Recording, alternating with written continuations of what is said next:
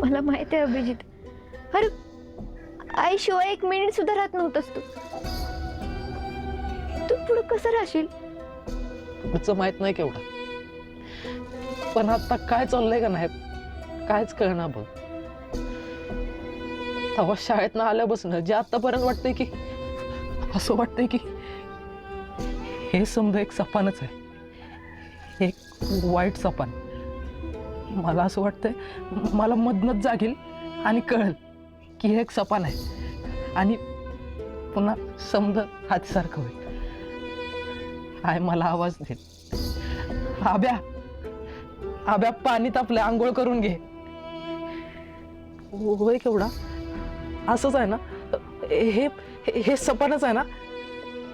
तू तू इथं आली नाहीस ना, अगं हे सपानच आहे. अभिजित, खरंच आली अभ्या, सपन नाही. पण अजून बी कायच खरं वाटेना ग केवढा. मला आठवतंय बघ, मी जेव्हा 7वीत होतो ना, तेव्हा असंच एकदा खेळताना पडलो होतो. तेव्हा इथं माझ्या डोसक्याला लागलं होतं.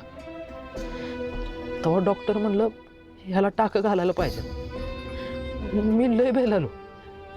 डॉक्टरांनी का नाही टाकं घालताना बुलीचं इंजेक्शन दिलं.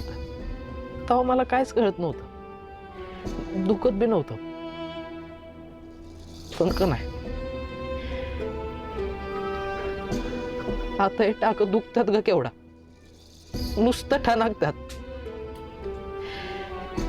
ते टाकं घालताना का नाही हाय माझ्या उशाला बसलेली.